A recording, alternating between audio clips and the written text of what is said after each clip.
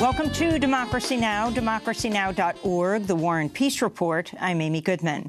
The World Food Program says parts of Yemen have entered into famine, with 73,000 Yemeni civilians facing starvation as the U.S.-backed Saudi-led coalition has cut supply lines and decimated Yemen's medical and sanitation infrastructure. The famine declaration comes as half of Yemen's 28 million people remain on the brink of starvation. This is David Beasley, director of the World Food Program. This report is devastating. It realizes our worst fears, that people are starving to death in Yemen. They need our help, and we're on the ground doing everything we can. The stark warning came as representatives of the Houthi rebel movement met in Sweden for UN brokered talks with members of Yemen's Saudi-backed government. It's just the second time since the conflict began in 2015 warring parties have met to discuss a political solution to the crisis in Yemen.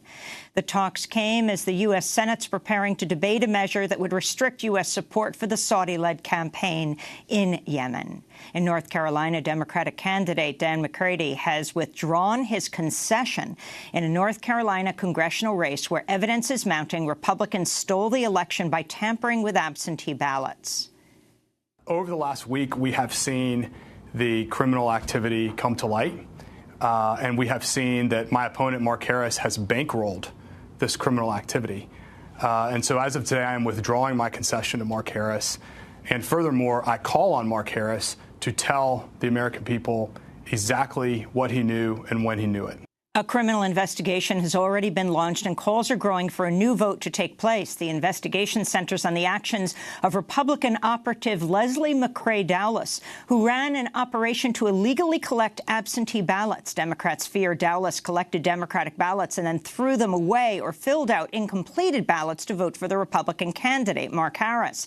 On Thursday, Harris filed campaign finance documents showing he spent more than $34,000 for something called reimbursement payment for Bladen absentee early voting poll workers, reimbursement door-to-door, unquote. Bladen County is where the absentee ballot effort took place. And it looks like the scandal is spreading to a second county in North Carolina. The United States and Canada are continuing to refuse to say why a top Chinese executive was arrested over the weekend during a stopover in Vancouver, Canada. Meng Wanzhou is the chief financial officer of the telecommunications giant Huawei and the daughter of the company's founder. Huawei recently surpassed Apple as the world's second largest smartphone maker. She has been held in Canada since Saturday, waiting for extradition to the United States. China condemned Washington for its, quote, hooliganism and despicable rogues approach, unquote. Meng's detention came on the same day President Trump met with Chinese President Xi Jinping in Argentina to discuss the growing U.S.-China trade war. Huawei has been accused of violating U.S. sanctions against Iran and North Korea, but it's unclear if that's why Meng is being held. She'll appear in a Vancouver courtroom today for a bail hearing. A new report finds Greenland's ice sheet is melting at the fastest rate in centuries as atmospheric carbon dioxide levels from human activity continue to increase to historic highs.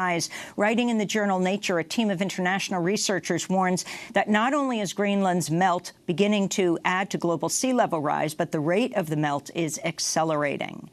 This comes as the Trump administration moved to roll back an Obama-era conservation plan to protect a bird known as the sage grouse, which is close to endangered status. The rollback could open some 9 million acres of land in western states to new oil and gas drilling. In immigration news, BuzzFeed News reports an unknown imposter stole the online identity of a prominent Honduran activist in order to organize the migrant caravan that became a central issue for President Trump and the Republicans in the U.S. midterm elections. The activist, Bartolo Fuentes, says he hasn't gotten any answers from Facebook about who stole his identity or how many messages were sent by the imposter account. But Fuentes' identity was apparently central to a sophisticated campaign that organized the largest migrant caravan in history and some 7,000 Central Americans participating at its peak. President Trump blasted the caravan as a horde of invaders and used the issue as a wedge to drum up support for Republican candidates. And Vice President Mike Pence used the caravan to lash out at Venezuela and, quote, leftist groups. What the president of Honduras told me is that the caravan was organized by leftist organizations, political activists within Honduras, and he said it was being funded by outside groups and even from Venezuela. And so the American people, I think see through this. They understand this is not a spontaneous caravan of vulnerable people, but it was organized by human traffickers and leftist groups. Vice President Pence was speaking on Fox News. This comes as Facebook is under fire for failing to prevent Russia and other foreign governments from operating phony accounts to sway the U.S. electorate. Today is expected to be a big day in Special Counsel Robert Mueller's Russia probe as he faces two deadlines. Mueller is expected to file paperwork detailing how Trump's former campaign manager, Paul Manafort, violated his plea agreement after he pleaded guilty to several federal charges and agreed to cooperate with investigators. In addition, Mueller is expected to submit a sentencing memo for former Trump attorney Michael Cohen. Last week, Cohen pleaded guilty to lying to Congress about Trump's efforts to build a skyscraper in Moscow while running for president. In August, Cohen pleaded guilty to 8 criminal charges, including tax evasion, bank fraud, and campaign finance violations. Meanwhile, former FBI Director James Comey is expected to testify today behind closed doors before the House Judiciary Committee. President Trump will nominate former television personality Heather Nauert as United States ambassador to the United Nations to replace outgoing Ambassador Nikki Haley. If confirmed by the Senate, Nauert will become one of the least experienced U.S. ambassadors to the UN in history. Before she joined the Trump administration as State Department spokesperson, Nauert worked as a news presenter on Fox and Friends. President Trump's reportedly considering William Barr as his leading candidate for U.S. Attorney General. Barr previously served as Attorney General under President George H.W. Bush in the early 90s. Barr has expressed sympathy for President Trump's demand that Hillary Clinton be prosecuted over her use of a private email server. An investigation by Mother Jones and The Trace reveals the Trump campaign and the National Rifle Association appear to have coordinated TV ads during the 2016 presidential race in violation of federal campaign finance law. Documents show the NRA and Trump both used the conservative PR firm National Media Research Planning and Placement to place the ads, and that same executive at the company authorized all the ads. Former federal election commissioner Ann Ravel said, quote, "I don't think I've ever seen a situation where illegal coordination seems more obvious." France is gearing up for more mass protests this weekend as the political movement known as the Yellow Vests continues to draw popular support across France. The protests began as a revolt against President Emmanuel Macron's tax hikes on fossil fuels. Macron has since delayed the fuel tax, but protesters are now pressing more than 40 other demands, including a minimum pension, a reduction in the retirement age, and tax reforms.